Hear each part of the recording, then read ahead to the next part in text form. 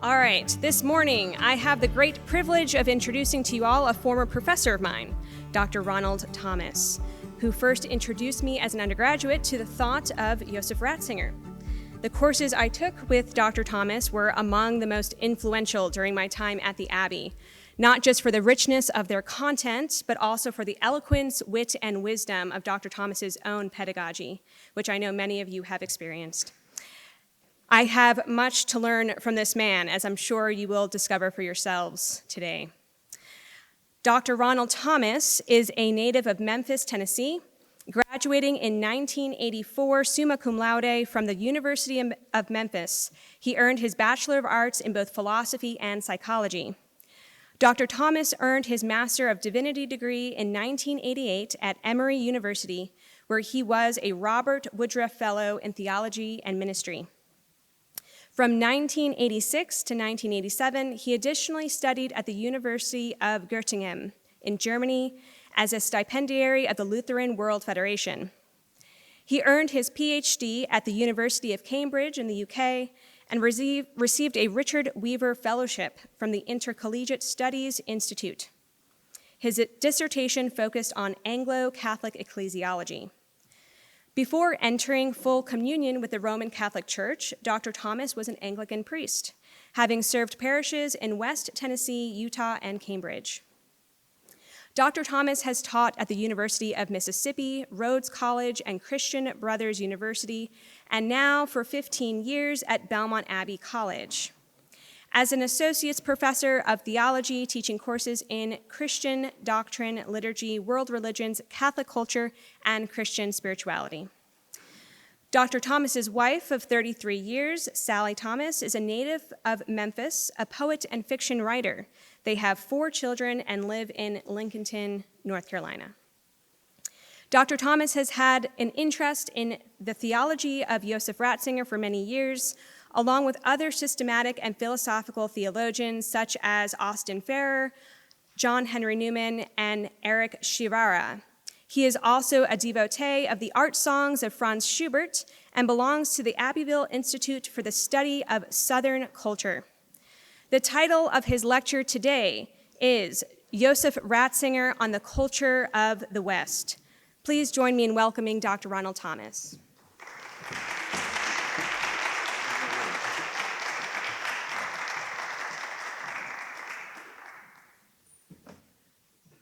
Super, and let me first thank Elisa Neff for her wonderful academic entrepreneurship, right? To gather this together today, it's a wonderful occasion, and it springs from her mind, and for that we all ought to be grateful. So thank you very much, very much.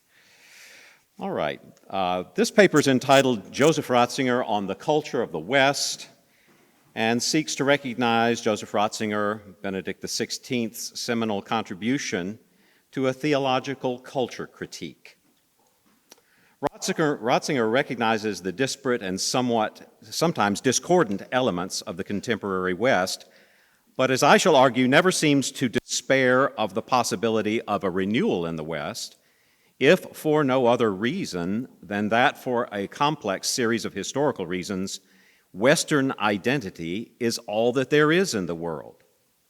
That is to say, if man has any meaning, if universality has any meaning, if justice has any meaning, if coherence has any meaning, then only in the many-sided synthesis of the West can any future for culture be contemplated.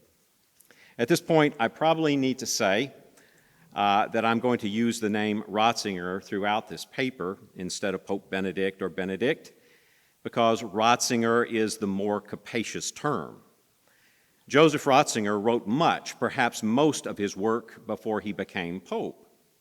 Using the name Ratzinger helps us move seamlessly through the phases of his career, which we very much need to do. Occasionally, I will say Pope Benedict when it is strictly appropriate, but I want everybody to know that I mean no disrespect to the papal office when I use the name Ratzinger. It's like people referring to Pope Gregory VII as Hildebrand.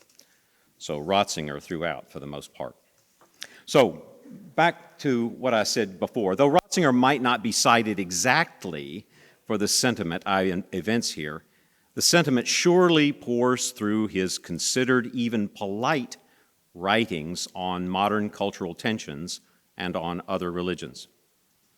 Of course, in the deep structure of his cultural thought, though sometimes evident on the surface too, is his confidence in Christian theology as a gift that keeps on giving and which gives to all liberally, much as its Lord. I am of the view that when Ratzinger's understanding of our current civilizational context has been fully described and digested, and this has been nearly accomplished by scholars and commentators the world over, the real need of the world will be what John Paul II called credible witnesses of truth and culture. Some will create, some will die, some will pray, some will bear children, some will invent, some will discover. All will give what they have for the pearl of great price of which they have had a glimpse.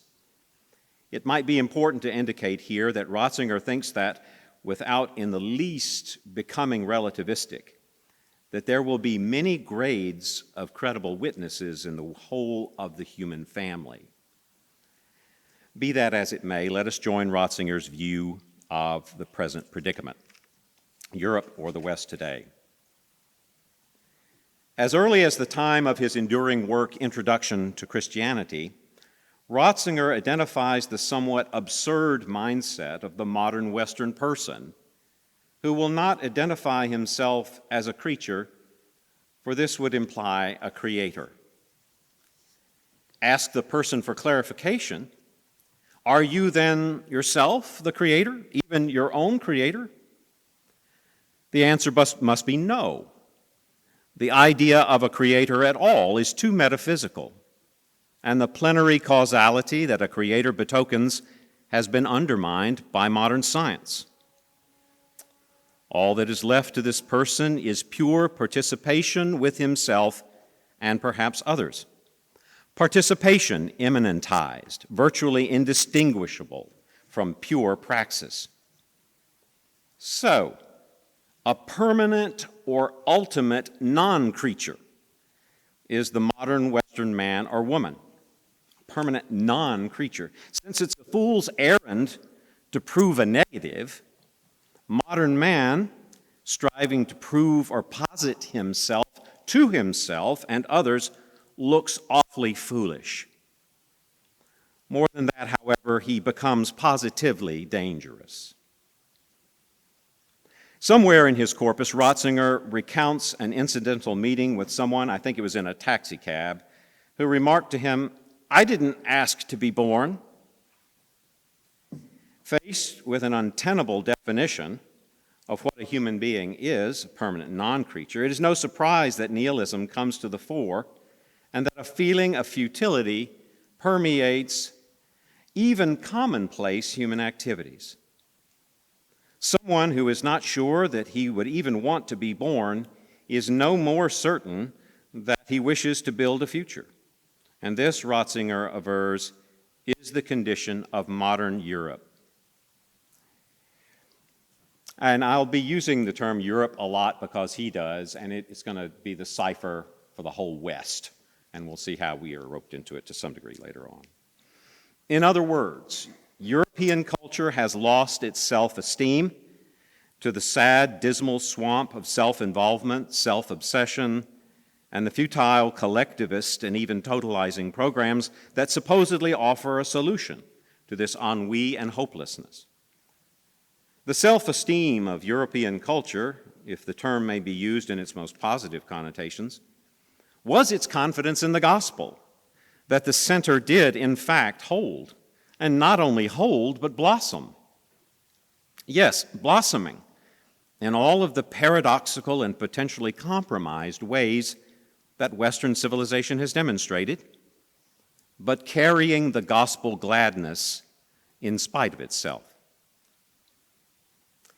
Ratzinger, as you know, takes Benedict as his papal name to recall the Urkultur of Christendom, its title deeds and founding motivations. having been born into a kind of cultural creatio ex nihilo.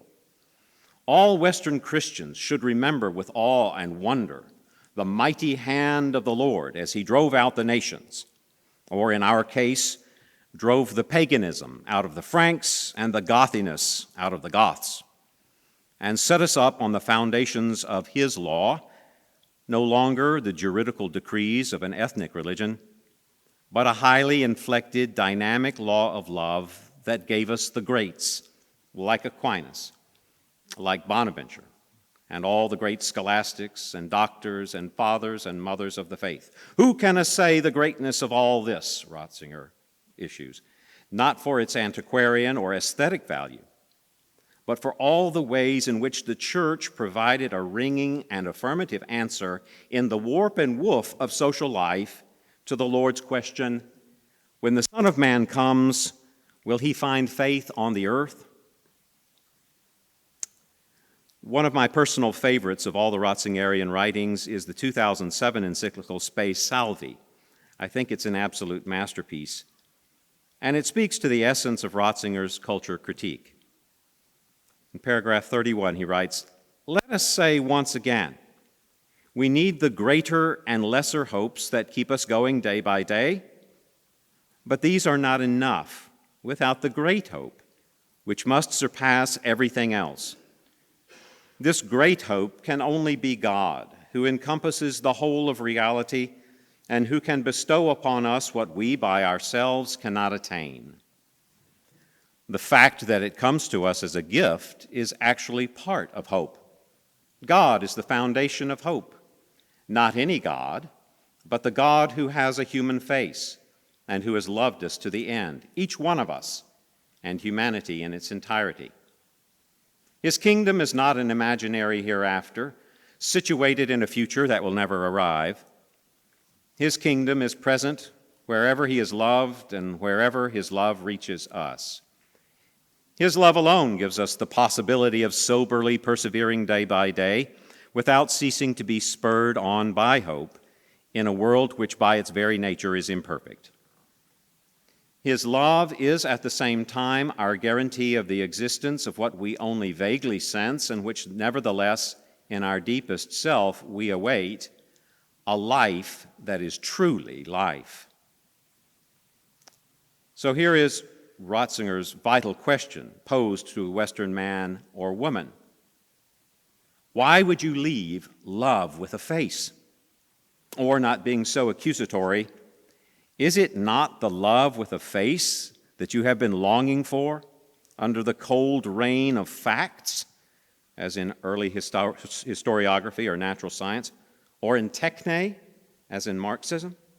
Is it not the love with a face that you've been longing for? Of course it is. But modern man is assailed by doubt. After the advent of modern historiography, which buffets the scriptures, and modern centralized technocracy, which gives God no room to work and no rights in his own world, not to mention evolutionary theory, and the inexorable demands of attained material comfort, after all of this, there seems to be no reason to stake one's claim in something like God or church. But for Ratzinger, this is the prime opportunity, the opportunity of real faith. We've mentioned something about the kingdom, and we ought to follow up that in Ratzinger's thought, and we would do no better than looking at his writing Dominus Jesus. Bounding all of what Ratzinger says about the culture of the West is formal ecclesiology, or more broadly, the reality of the kingdom of God. The locus classicus in Ratzinger's writings for consideration of the kingdom would have to be the declaration written when he was still head of the CDF, Dominus Jesus, on the unicity and salvific universality of Jesus Christ and the Church from the year 2000. There's too much to discuss here, given our limits, but one aspect of this document is important. No matter what the fate of the West, and for that matter, no matter what markers of health or unhealth in the Roman Catholic Church, Her Lord is nonetheless the universal Lord and King. The definitiveness of that lordship is within, but also beyond any contingencies that world process might throw up to it. De facto and de jure are two different things, and there can never be a de jure position of pluralism. That is, tensions in existence, no matter how inflected, only achieve their resolution in Jesus Christ. Any and all cultures find their term in the one Lord. Importantly, in this document, which extends an important concern of Vatican II's document Lumen Gentium, there is a real distinction between the ideas of the kingdom of God and of the Catholic Church. A very important datum in a world of contingencies, which is forced into awareness by the grammar of eschatology. But here again, no unresolved pluralism. The unity and fullness of Christ must be confessed by the Church, which, in its own way, bears the stamp of her Lord in unity and fullness. The kingdom of God may not seem to be a burning concern of the secular West, but that might be a false appearance. Truly, the Church seems well enough the object of massive indifference, but salvation, under some cover, most assuredly is not. This leads us ineluctably to a consideration of Marxism, which seems to be a locus, or at least has been, of great and zealous action, quite in contrast to much of the spiritual somnolence of the West. So, Marxism. In and amidst the various strands of his Kulturkritik, Joseph Ratzinger reserves his most powerful reproaches for Marxism, which emerges as the preeminent anti-gospel, an apocalyptic of the intellectual class over against the rest of humanity. The apotheosis of revolution, he calls it. As he says, the idol of the future devours the present. The idol of revolution is the adversary of reasonable political action aimed at making concrete improvements to the world. The theological vision of Daniel and of apocalyptic literature in general is applied to the secular reality, but at the same time it is mythologized and profoundly distorted. Indeed, the two foundational political ideas, revolution and utopia, are, in connection with evolution and the dialectic, an absolutely anti-rational myth.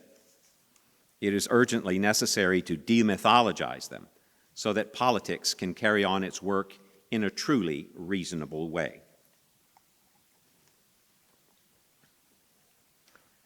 Ratzinger avers that never in man's history have we had such a thoroughly godless polity as that of the Marxist state, separated from both reason and creation, history and nomos. Every other polity, whether connected to the ancestors, the Tao, or Dharma, represents a charmingly transcendental human effort at the common life, so very different from the apotheosis of revolution. Even the early Enlightenment, vis-a-vis Marxism, receives favorable mention in Ratzinger's thought, for at least in the Enlightenment, God, as nature's God, receives attention in the guise of design and rational standards for the world. Marxism, on the other hand, dissolves nature into the future, redefining the coming of the Son of Man into the coming of the classless society. Says Ratzinger, Marxism introduced a radical break. The present world is a product of evolution without any rationality of its own. Man alone must make a reasonable world emerge from the irrational raw materials of reality.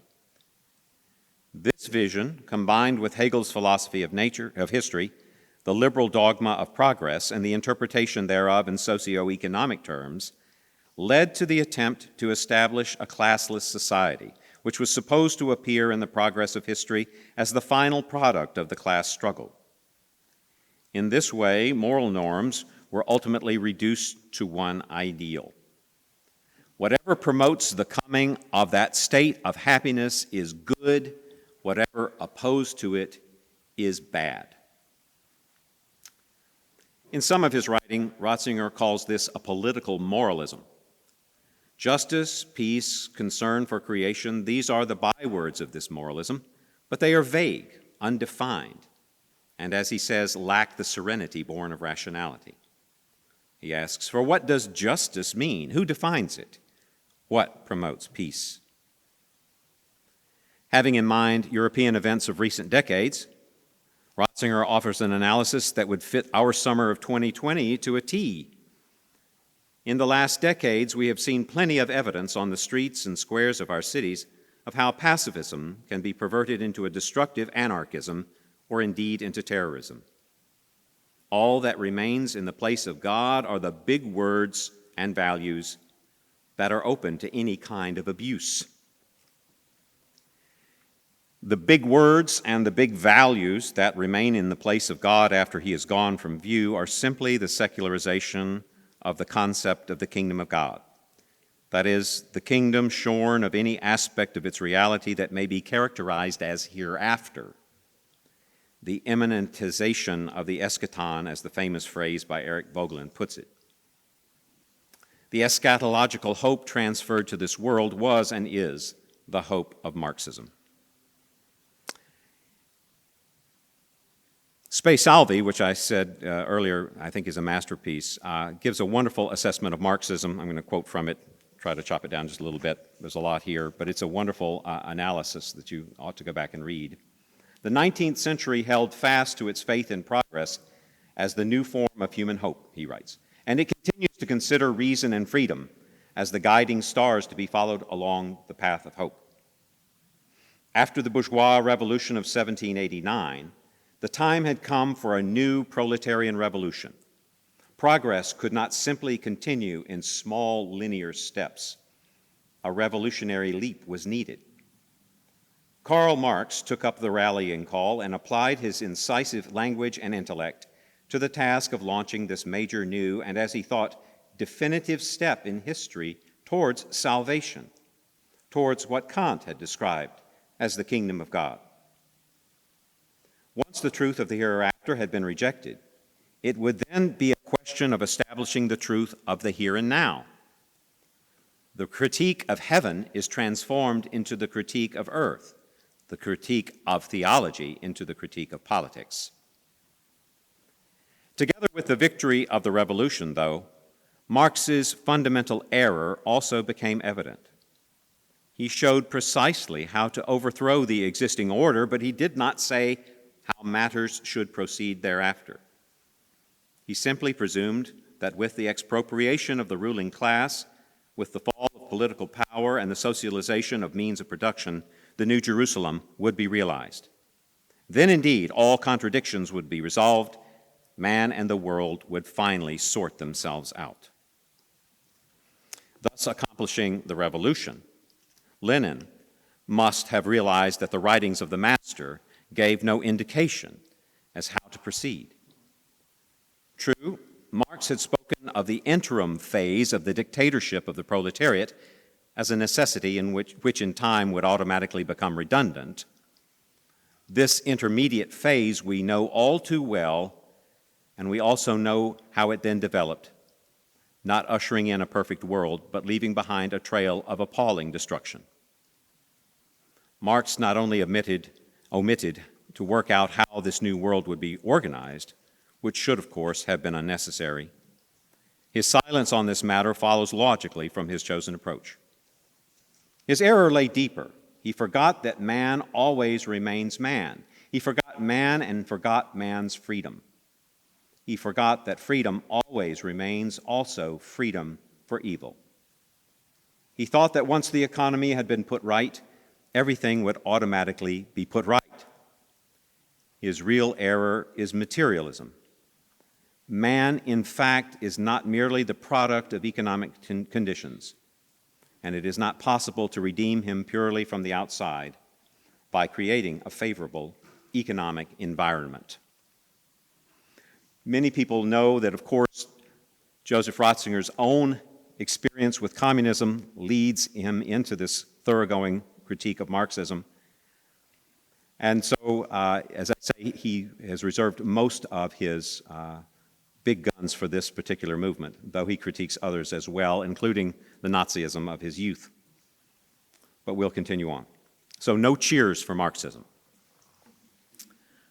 But might there be other aspects of Enlightenment culture, deeply opposed to this Marxist radicalism, that can serve as antidotes and guarantee such things as religious liberty, a religiously neutral state, and identically expressed fundamental human rights?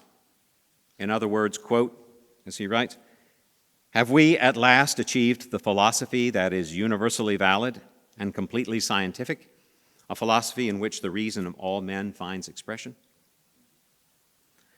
Ratzinger offers a resounding no to this idea of the achievement of universality, of a rational culture that must be accepted everywhere.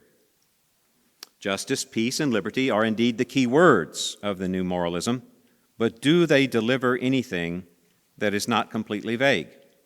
That is, when they are shorn of a thoroughgoing engagement with their historical roots, with memory, and with the specifically Christian construal of the Logos, which in the end is not just a philosophical theme, but an understanding of the creative reason that is personal and capable of insinuating itself into time, into the not eternal, for the sake of that created order. No, a universal rational culture prescinding from the place of God is not on offer. And, as an aside, every other religious culture in the world knows that and feels the effects of the rationalist hegemony, everyone from the serene Buddhist to the radical Islamist. Indeed, Ratzinger is rather ominous on this point. Referencing Samuel P. Huntington's thesis, I believe, he says, "If we come to experience a clash of cultures, this will not be due to a conflict between the great religions, which of course have always been at odds with one another, but nevertheless have ultimately always understood how to coexist with one another. The coming clash will be between this radical emancipation of man from God and the great historical cultures."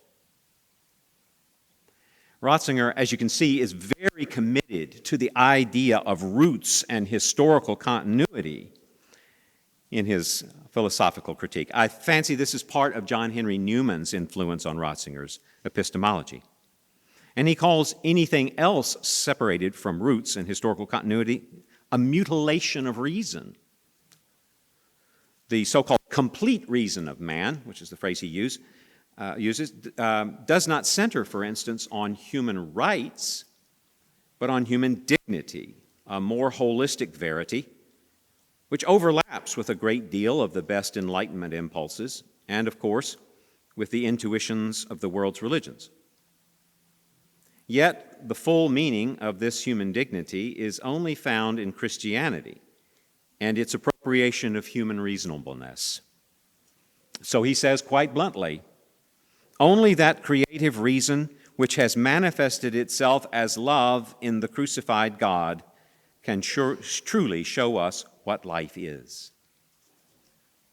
Now, Ratzinger writes a good deal about the benefits of the Enlightenment and the Christian origins of it. To this point, he seems to understand the Enlightenment itself as a relative phenomenon. It has no essence and probably should not be dealt with or feared as if it did. No simple rejection of it, in other words. The same can be said of the term and dynamic called modern. Ratzinger will not break a bruised reed or quench a smoldering wick. And even Immanuel Kant deserves a cheer for what he glimpsed in his day and for what he did not abandon, even if he did not retain all that is needful. It should be noted that at some places in his writing, Ratzinger avers that if there had been better Christians, no special enlightenment would have been needed. As a pastor with souls at heart, Ratzinger moves the discussion out of the merely intellectual realm and into the realm of concrete persons. When he says, believers must never stop seeking, while seekers are touched by the truth and thus cannot be classified as people without faith and Christian-inspired moral principles. There are ways of partaking of the truth by which seekers and believers give to and learn from one another. This is why the distinction between Catholics and secularists is relative. Secular people are not a rigid block. They do not constitute a set denomination, or worse, an anti-denomination. They are people who do not yet feel able to take the step of ecclesiastical faith with everything that such a step involves. Pope Benedict was known to be a shy person at heart and humble to boot. He does not at all seem to countenance a cocksure proprietary Christianity in Europe or anywhere else. While this might seem too mild and polite, he is in fact making no concessions to a syncretistic worldview, to the hurt of the radicality of the gospel, which he believes will be seen in all its power when lived. So he says, our greatest need in the present historical moment is people who make God credible in this world by means of the enlightened faith that they live. The negative testimony of Christians who spoke of God but lived in a manner contrary to him has obscured the image of God and has opened the doors to unbelief. We need men whose intellect is enlightened by the light of God, men whose hearts are opened by God, so that their intellect can speak to the intellect of others and their hearts can open the hearts of others. It is only by means of men who have been touched by God that God can return to be with mankind. If time allowed, I would follow up this discussion of the Enlightenment and its limits and its possibilities with references to the famous conversations between Ratzinger and Jürgen Habermas in the early 2000s. It's a wonderful, wonderful set of discussions. I agree with the assessment of the Heidelberg theologian Michael Welker that Ratzinger and Habermas, in fact, hold two incompatible versions of democracy, but that both thinkers represent important developments in their respective cultural camps. To my mind, the most notable are the developments in the mind of Jürgen Habermas, since he is a stripe of Marxist. And yet he has become very open to the symbology of Christian religion in Europe. He calls Europe post-secular now, asserting for the most part that it is absolutely necessary for Europe's existence and to have this Christian symbology, and that what would ever come after, well, would require a great deal more of Marxist thinking. Ratzinger's position on all this has remained substantially the same since he gave the following remarks to the Catholic Academy of Bavaria in 1979, and I'll read quickly what he has said to them. He says, once more, I recall Rudolf Bultmann's important statement. Now, that's interesting, Rudolf Bultmann, for those of you who know who he was, that Ratzinger would be quoting Bultmann. But he says, once more, I will recall Bultmann's important statement, an unchristian state is possible in principle. An unchristian state is possible in principle, but not an atheistic state. At least, not as a state that simultaneously continues to be ruled by law. This implies that God is by no means relegated to the private sphere, but is recognized publicly also as the supreme value. And Ratzinger continues, I am convinced that in the long term, the rule of law has no chance of survival in a state that is radically and dogmatically atheistic, and that it is necessary to reconsider this question fundamentally as a matter of survival. I likewise venture to declare that democracy is capable of functioning only when conscience is functioning, and that the latter has nothing to say if it is not oriented to the validity of the fundamental moral virtues of Christianity, which can be put into action even without a Christian profession of faith, indeed, even in the context of a non-Christian religion. Again, if I had more time and we had the leisure, I would want to talk more about how Ratzinger views the United States of America. It's a complex picture, but I'll move on at this point, I think, to what I call prospects for the West. How does Ratzinger view the prospects of the West? In most of his discussion of the future of the West, he is at his most polite, almost mild. He wants to be respectful to all of the likely participants in that future. It is clear that the future of the West will be multi-ethnic, not multicultural, because he thinks that's just Western self-loathing. So it'll be multi-ethnic and multi-religious, indeed more variegated than ever. Each of these parties will bring something to the table in the future of the West, though its character will not be distended by them. Why exactly will it not be disfigured or distended? Because of the inherent flexibility of the West and the new expectations for man and social life that the West brought, never to be repealed.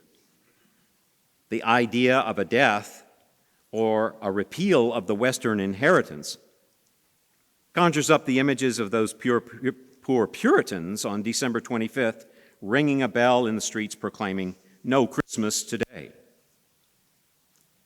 The presence of various faiths, Ratzinger avers, will force onto the social body all the questions of transcendent values that arise in those faiths, and though there is no common answer among the faiths, yet the provocations they bring are most welcome.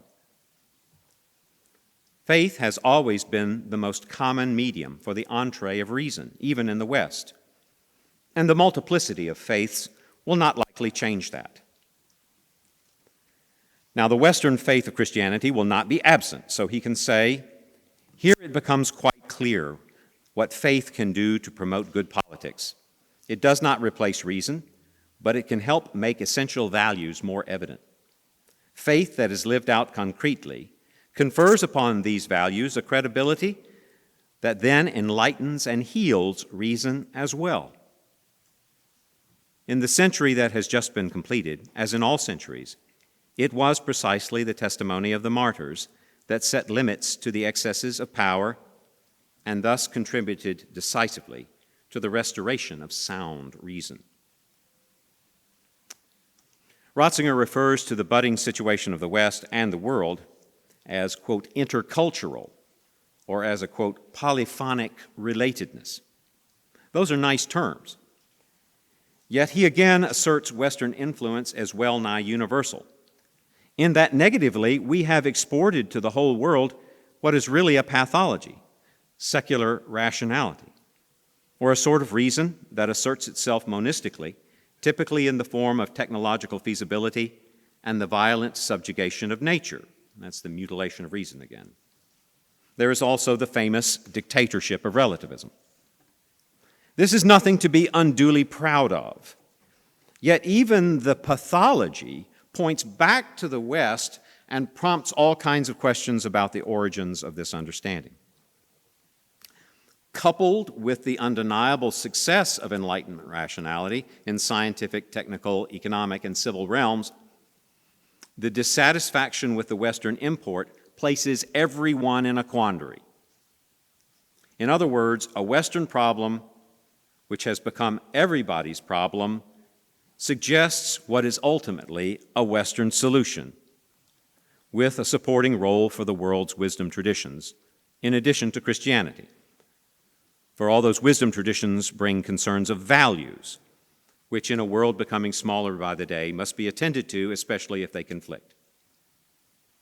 Christianity's message to the other religions, then, is something like, we see you struggling with this invasive species of autonomous, scientific, secular, and Enlightenment rationality. We struggle with it as well. Yet we think that rationality is more than this, and our faith both supports this enhanced rationality and subordinates it to the living God, who is, of course, the Father of us all. All in all, I would suggest that Ratzinger's hope for the West, most especially Europe, could be envisioned as three overlapping circles. First, the Christian faith in all of its revelation and wisdom of Logos. Second, the circle of the Western secularists, who grasp a good deal of the Logos, and certainly of human dignity, even if they drop out of their own circle with rationalist mythology. Third, the circle of the wisdom traditions of the world's religions, which overlaps what the secularists know of human dignity and a good deal of the faith and wisdom of the first circle of Christianity in a kind of common affirmation of God the Father. The future of the West will not be without these three circles. And for what it's worth, it seems, especially to Ratzinger, that both terrorism and technocratic consumerist globalism fall out of all the circles. They're not really to be included. Clearly, the image I offer here is faulty, and it's just a sketch, for the gospel is really a sphere in which the other two circles occupy a sectional place through the generosity of Christ. But it seems to accord with Ratzinger's intent. So, time to sum up. In summary, I'm going to repeat something already quoted, and this is: only that creative reason which has manifested itself as love in the crucified God can truly show us what life is. God is Logos, God is love. God is also relation. He says, precisely because he is sovereign, because he is the creator, because he embraces everything, he is relation and he is love. Faith in the incarnation of God in Jesus Christ and in his suffering and death for mankind is the supreme expression of a conviction that the heart of all morality, the heart of being itself, and its deepest principle is love. According to Joseph Ratzinger, if you understand these truths, God is Logos, God is love, God is also relation, you will not only have the West, you will have the kingdom, or it will have you, and everything else is secondary. Thank you.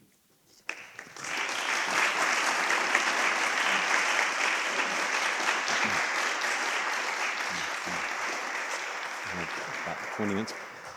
We have about 15 to 20 minutes for questions, so please feel free to ask Dr. Thomas any questions you might have. Please do, yeah. Yes, sir.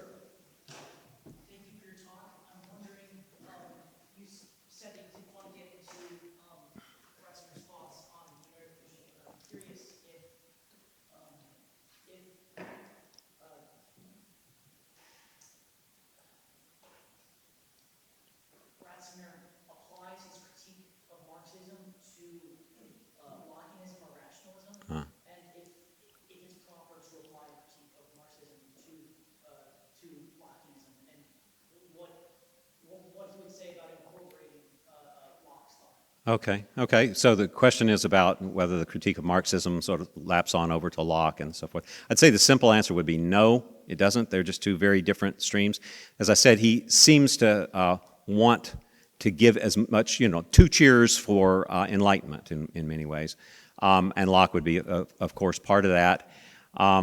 As I said, he also sees that the Enlightenment has Christian origins, Christian roots, that you shouldn't forget, and because it has to do with reason, that's got to be, interlaced into a Christian mindset. So it's not the worst thing that you can envision, the Enlightenment and all its works. But no, it's certainly not Marxism, but he thinks it has that same trajectory that all Enlightenment thought has, right? Which largely excludes God as an agent from any and all pictures of the world. And to the extent that that is extruded into politics, that's going to be a big problem. Here again, Ratzinger, and this would kind of fold in the United States in his approval, he's all for, human rights, he's all for, fundamental rights and all kinds of benefits of the modern situation that seem to make for peace. And he seems to approve the United States' effort at trying to extract itself from the wars of religion of Europe to do its own thing in conditions of increased freedom, personality freedom, you might call it. He thinks all of that is great, but it's not enough. It's certainly not, and it's certainly not sustainable. His other aspects on our culture, he really thinks the United States is just a slow motion version of Europe anyway. I mean, he thinks that, we're sort of heading the same way and that, it's just a matter of time.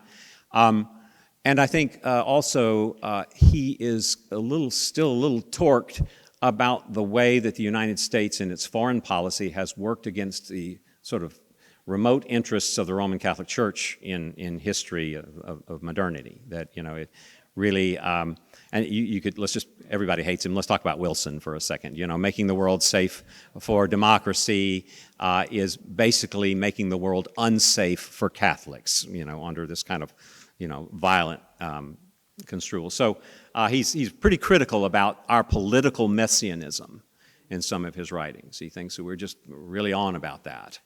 And but anyway, back to Locke and the Enlightenment things. I mean, he wants to recoup as much as he can. As I said, he is not about making the kinds of distinctions that become necessarily divisions. He wants to see as much flow in the life of thought as is possible, and as much interaction between Christianity and any and all sorts of reasons as he possibly can. Because as he might say, Catholic means kataholon, according to the whole. So what's actually included in the whole? Well, lots of stuff. And so that would be, his attitude. But here again, Marxism seems to fall right out under the weight of its technocracy and unbelief. So if is that helpful at all for that thing? All right, very fine. Yes, sir, in the back. So you were mentioning right now about his views on America, but maybe if you could expound a little bit, being the German Pope and what's going on with the German bishops. You may have gotten a little bit of that with your three circles, but Germany's a little bit more where he was raised, so how can they have such divergent views? Wow.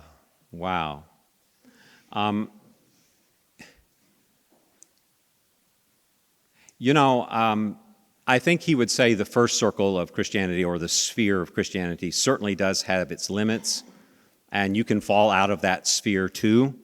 You can move out of it through faulty understandings.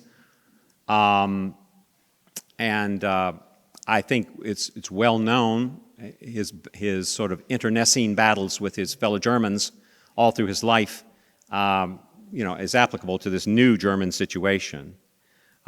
He very much tried to do the Ratzingerian thing, so maintain all of his relations with all of his brother bishops and with Hans Küng and all of these people to, just try to keep the motion going in thought while also very orthodox in his intentions. And that seemed to work until he died, right?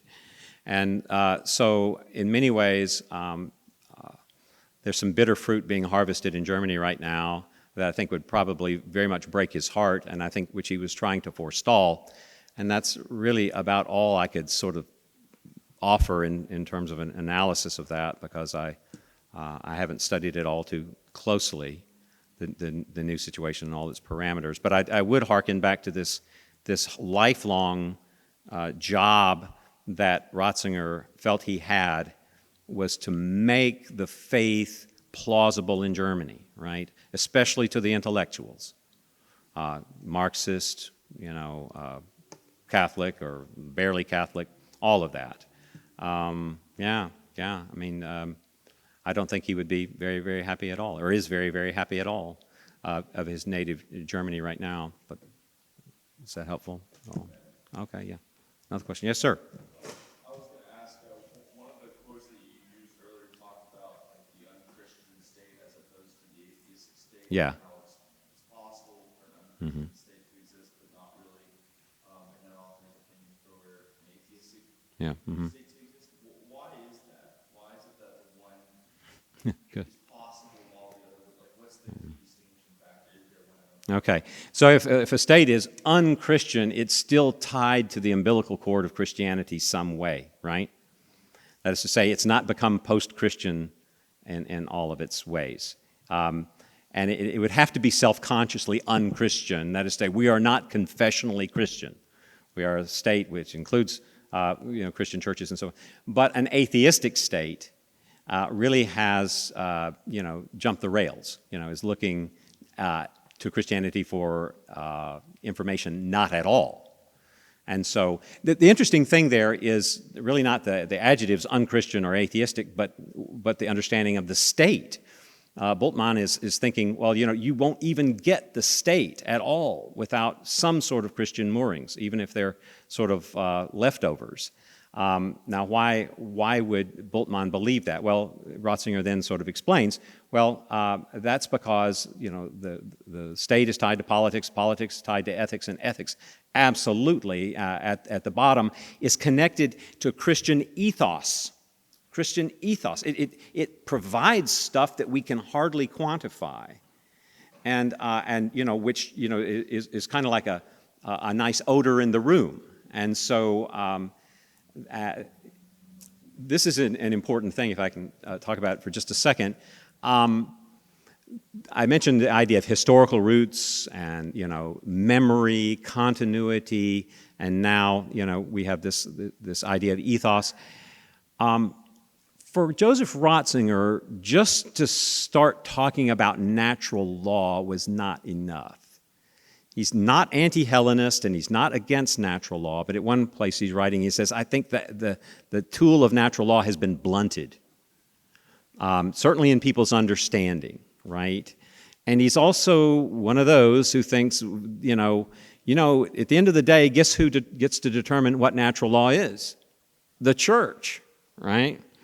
I remember once hearing Russell Hittinger say, our problem today is not that we don't have natural law, but we have too many types of natural law. And, so for Ratzinger, the natural law is a highly stipulative sort, and it comes from the womb of Christianity. So he's doesn't use the natural law language much at all. He likes to talk about good laws and reason that blunts power and love that blunts power and love that supplies reason with purity and so forth and so on. Here again, looking for something a little bit more fluid. You might say something more, something warmer, something more existential, right, that can feed persons as they try to live good lives. And so I think that, all of that is at the basis of that. So if you just went full on atheistic, well, just kiss it goodbye. There's no state worth mentioning, and I think you'd probably agree with Aquinas. The state is not natural. The state is conventional, and so it'll probably just sort of go away, just absorbed into tyranny and that sort of thing. So I mean, those are the concatenation of thoughts I think that Ratzinger and Bultmann share there, and so okay. Yeah. Other questions? Yes, sir. Mm-hmm. Very shortly after they retired, happened to channel surf through the video and see the speech that Ronald delivered at the right before the conference. Yes. Mm-hmm. And within a week and a half, he and his wife had both gone to the local church. He passed the local Catholic church to be received. Was that me? No. Oh, okay. Because that's. Unless you have not aged a minute in Okay.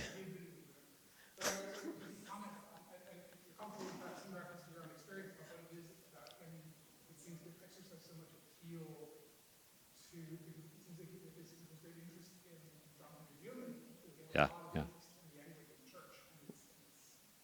Right.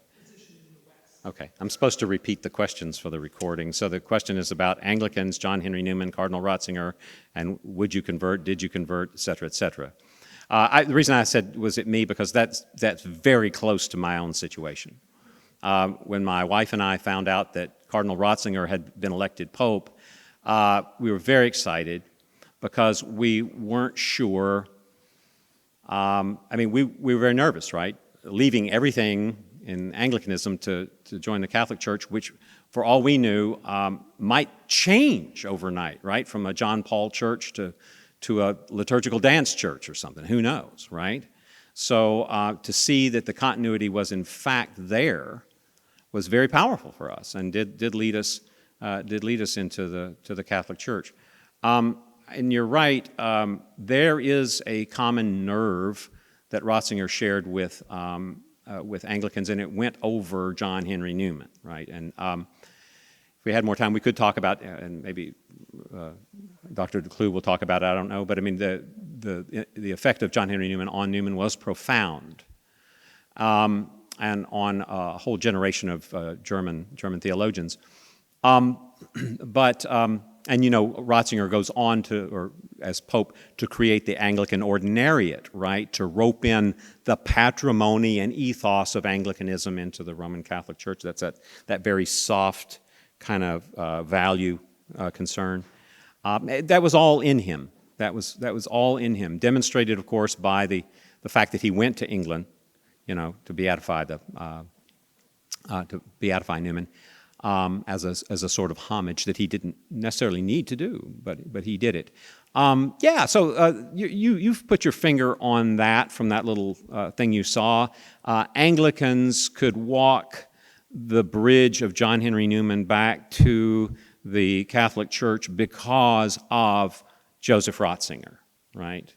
And so Joseph Ratzinger made John Henry Newman present to people of Anglican persuasion in ways that the mere historical figure, wouldn't have achieved. But yeah, so that's all.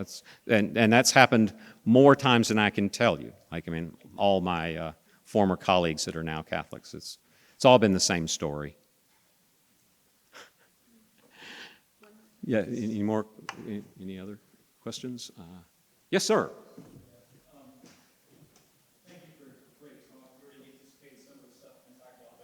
Nice. I learned a lot from you because you touched on aspects of this stuff that I haven't studied that intensely. But just when I think about modern culture and Ratzinger,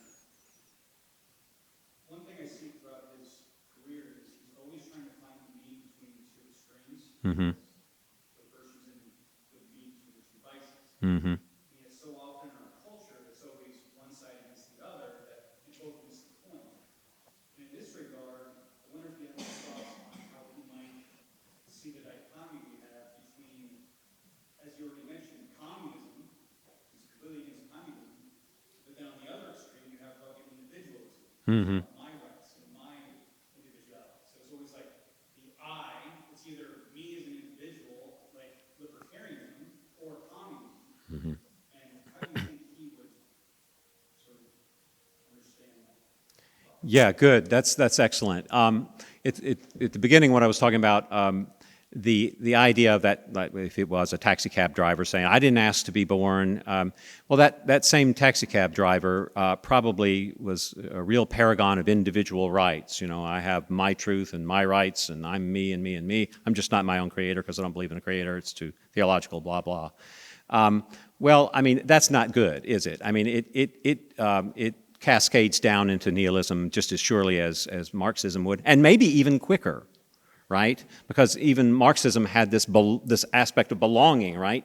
Being on the team, and that's people have said, Bolshevism or Christianity is the grandfather of Bolshevism. I mean, there's some truth to that, but anyway, no, I mean, he would think it's very, very dreadful, the radical individualism, because man makes himself a product, makes himself a tool, makes himself utilitarian and worse. He has nowhere to go. As I said, trying to posit himself to himself is a losing game, and just a recipe for despair. So no, he sees that all over modern Europe. I mean, if anything, there's been something of an attenuation with Marxism, at least as an organized kind of movement, but the individualism, is still rampant. And it's not even, it might be a little bit worse in Europe because it's not that American thing that doesn't think too hard and that sort of stuff. But Yeah, so he would say, well, I mean, that'll mess you up too. However, he would say that, but let's not throw the individual out. If you mean by the individual, you mean person, right? I mean, he would probably say, well, look, this person who thinks he's his own positor or creator or whatever, is a person with, whether he realizes it or not, let's just say, a broken heart. And so the radical individualist is in need of redemption. Would not there be some resources in the Christian faith for him to see who he is, how he's valued, how he can value others? Can he not be pulled back from the brink of nihilism? He would say, of course he can, right? The love with the face, it can speak to him, and meet him where he is or where she is, and affect some redemption.